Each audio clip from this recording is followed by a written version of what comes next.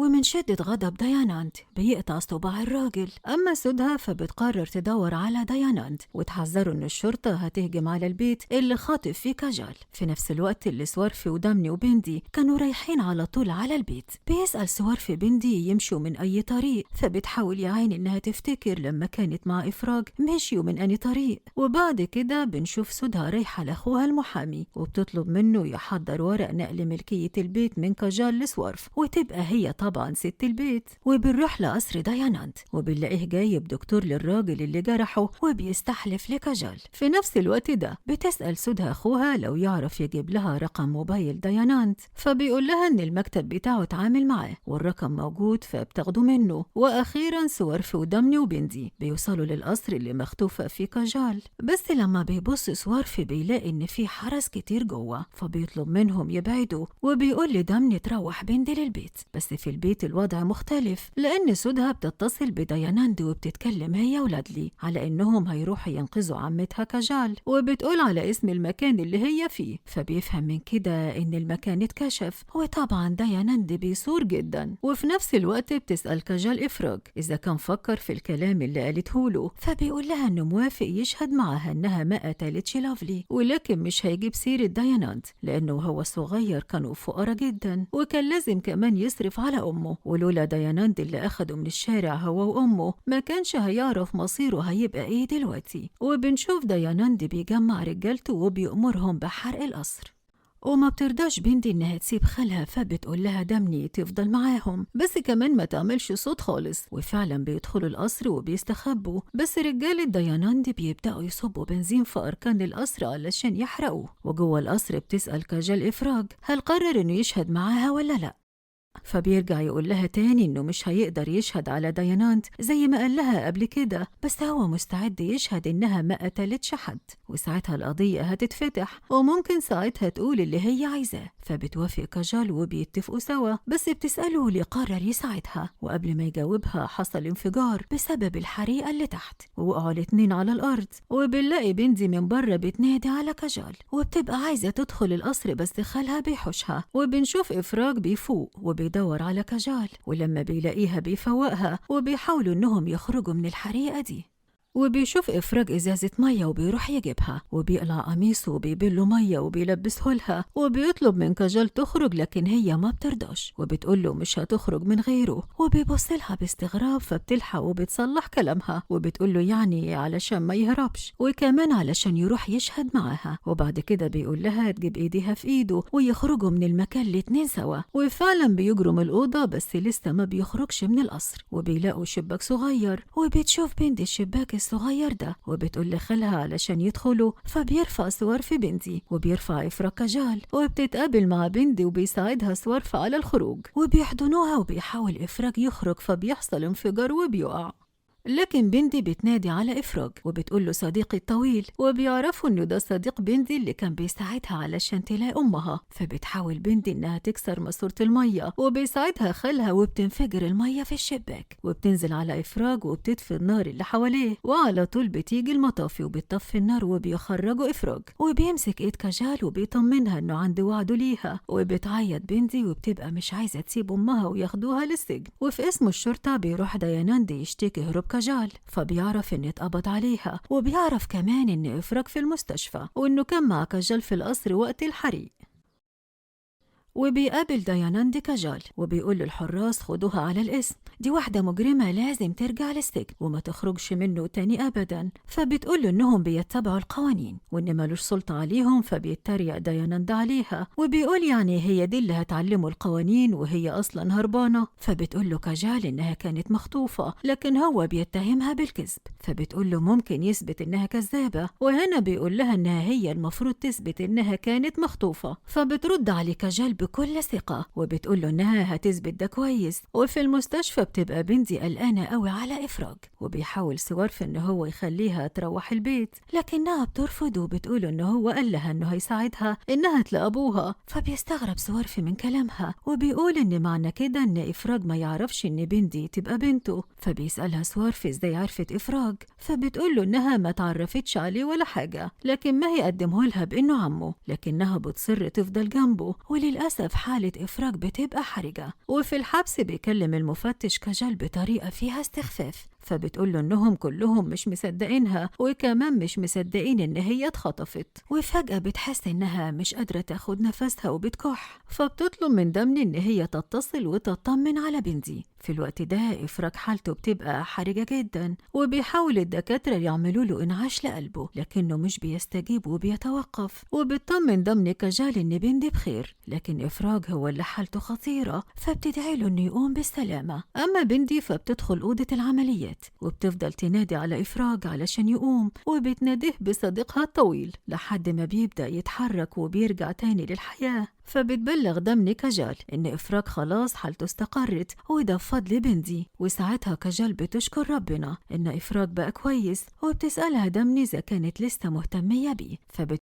تقول لها إنها مش مهتمية غير بالشهادة اللي هو هيشهدها بس قدام المحكمة بإنها كانت مخطوفة. وفي المستشفى بعد ما بيطمن سوارف على إفراج، بياخد بندي علشان تستريح في البيت، لكن وهم ماشيين بيلاقي في وشه دياناند، فبيسأل الدكتور عن أوضة إفراج، فبيستخبى على جنب وبيتكلم مع الدكتور. وبيحاول سوارف إن هو يستخبى من دياناند، بس بيجي واحد من رجالته وبيطلب دياناند منه إن هو يعرف إيه اللي بيدور بين كاجال وإفراج، وإيه كمان اللي جمعهم تاني مع بعض. وكمان بيطلب منه إن هو يراقب المحامية دامني ويعرف هي بتعمل إيه بالظبط. شوية وبيجي بابلو كمان لدياناند، والظاهر كده إنه بعتله علشان يسأله إيه اللي بيحصل مع إفراج، وبياخده وبيكون عايز يدخله الأوضة اللي مستخبي فيها سوارف وبنتي. وفي بيت سوارف بتتفاجئ سودها بخال ماهي شرد واقف على الباب وبيسأل عن سوارف، فبتقوله إن هو في مشوار، وبتقوله يدخل، وبتسأله عايز منه إيه، فبيقول لها إنه عايزه في مسألة شخصية وشغل في دبي. فبتفرح جدا وبتديله الرقم بتاعه، وهو بيديها هدايا جايبها للأطفال، وبيقول لها إنها تعمل له حاجة يشربها. وبنرجع تاني للمستشفى وبنشوف سوارف وهو بيستخبى من دياناند في الأوضة بتاعة المستشفى واللي مع بابلو، وبيسأله إيه اللي بيحصل بين إفراج وكاجال، وبيقوله إنه عارف إن هو اللي خطف كاجال، فليه بقى لما لقاها إفراج ما جابهالوش. وطبعا أول ما بيسمع سوارف الكلام ده بيطلع موبايله علشان يسجل، ولسه بيصورهم فشارد بيتصل بيه، وبيسمع دياناند صوت الجرس. وقتها بيرجع دياناند علشان يشوف مين موجود، فبتوقع بنت عليهم رف وهم بيهربوا، ودياناند بيجري وراهم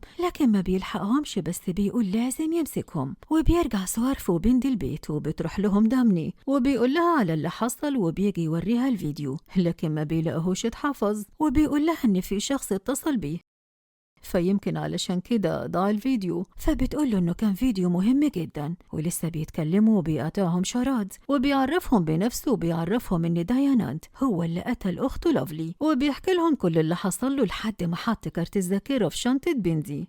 وبيروح دياناند الإفراج وبيكون في غيبوبة، بس هو بيكلمه وبيقوله إنه هو زعلان منه لأنه شاكك إنه بيخونه، وبيقوله يعني لازم يفوق ويثبت له إنه هو لسه معاه. أما شراد فبيشوف بنت معدية بالشنطة، فبيبدأ يفتكر شكل الشنطة كويس، وبتيجي سودها وبتكون متضايقة. أما سوارف فبيتحايل على شراد إنه يشهد، لكنه بيرفض علشان خايف على نفسه وعلى أولاده. بس دمني بتقول لهم كده كده مش هتنفع شهادته من غير الفيديو. وبنروح للسجن وبنشوف دياناند وهو رايح لكاجال، وبيحاول إن هو يهددها فيديو متفبرك، وبيقول لها إن هو هيدي الفيديو للمحكمة ويثبت إن هي كانت سهرانة في كافيه وكمان كانت عمالة بترقص، بس هي بتقول له إن وشها مش باين وإن المحكمة عمرها ما هتاخد بفيديو زي ده، لكنه بيضايقها أكتر وبيقول لها إن إفراج دايما بيختاره هو وعمره كمان ما هيختارها، لكن هي بترد عليه بكل ثقة وبتتصدى له لحد ما بيمشي. وفي المستشفى بيروح بابلو هو وماهي وبنتي علشان يشوفوا إفراج، وبيكون في دكتور هناك عايز يدي الإفراج حقنة، بس لما بتدوس بندي بالغلط على جرس الإنذار بيقع من إيد الدكتور اللي واقف الحقنة، وبتستخبى هي وماهي وبابلو، وبيجتمع الممرضين كلهم وبيقول لهم الدكتور إن مفيش حاجة، وواضح كده إن دياناند هو اللي متفق معاه، وبرضه هو اللي بيقدم لهم الفيديو بتاع كاجال، لكن المفتش بيقول له إن الفيديو مش واضح فيه وشها وإنهم ما يقدروش ياخدوه دليل، وبرضه ما يقدروش يتجاهلوه. فبتقول له إن اللي موجودة في الفيديو بتشرب كحول وممكن يعملوا تحليل دم الكاجال علشان يعني يكتشفوا الحقيقة. فبتقول لهم كاجال إن هي ما عندهاش مانع تعمل تحليل الدم. وبعد كده بيقول شبهام لأبوه إن بنتي مش في البيت، بس بيلاقيها داخلة عليه هي وماهي، فبيزعق لهم لما بيعرف إنهم كانوا عند إفراج، وبيخلي ماهي يروح وبيزعق لبنتي، فبتتأسف له وبتقول له إنها كانت بس عايزة تطمن على صديقها. وبنشوف بعد كده كاجال بتدعي إن إفراج يبقى كويس ويروح علشان يشهد في صالحها شوية، وبنشوف بنتي نايمة بتعيط، وبتيجي سودها وبتحاول تعرف منها إيه اللي حصل بالظبط. فلما بتحكي لها بنتي بتسألها سودها عن اسم صديقها ده إيه، فبتقول لها بنتي اسمه راج، فبتفتكر ماهي وهو بيقول إن عمه اسمه راج. وبعد كده بتوريها صورته، فبتقول لها هو ده صديقها، فبتقرر سودها تعرفها الحقيقة. فبتحكي لها كل حاجة، ولما بتبص ناحيتها بتلاقيها نايمة وما سمعتش كلامها خالص، لكنها بتصر إنها هتعرفها الحقيقة. وبتظهر نتيجة التحاليل، وطبعا بيزورها دايانانت وبيقول للظابط إن في كحول في دم كاجال، فبتقول له إن أكيد رشا الدكتور، وبتقول لهم إنها كانت مع إفراج وهو هيشهد بكده لما يفوق. وبنشوف نفس الدكتور رايح يدي إفراج حقنة، لكنه بيفوق وبيمسك إيده، وبيفوق إفراج من الغيبوبة وبيفك الأجهزة اللي واصلة بجسمه، وبيضرب الممرضين وبيمنع الدكتور يديله الحقنة. وفي السجن بنشوف داياناند بيروح لكاجال وبيقول لها إن إفراج فاق بس من فترة، وبيهددها إن ممكن يأذي أخوها ومراته وولاده، لكن لو سمعت كلامه هيسيبهم في حالهم. وكمان بيعرض عليها ينهي كل معاناتها دي في مقابل إنها تقضي معاه ليلة كاملة. وطبعا كاجال بتتصدم من طلبه ده وبتبقى عايزة تضربه بالقلم، وبتقوله قد إيه هو إنسان حقير. فبيرمي لها ورقة طلاق وبيقول لها إفراج بعت لها ده، وبيقول في سره إن إفراج مش هيفوق أبدا، وإنه عمل كل الترتيبات علشان ينام للأبد. في نفس الوقت ده بيجي سوارف، ولما داياناند بيجي يكلمه بيعرفه بنفسه بتقول له كاجال يخرج، وبتقول لسوارف ما يتكلمش معاه. فبيقول له سوارف هو سمع أخته وقالت له إيه، فبيقول له داياناند إن فعلا سمع ده، لكن لو ما نفذش كلامها هيعمل له إيه. فبيقول له سوارف هيقول للمفتش نفس اللي هتقوله له مراته قبل ما يقتلها، وبيردد نفس كلامها. وساعتها بيمشي داياناند على طول، وبيأكد لها سوارف إن إفراج كذاب ومش هيساعدها في حاجة. وفجأة بتلاقي دم داخل عليها، وكمان بتعرفها بشراد اللي كان متنكر.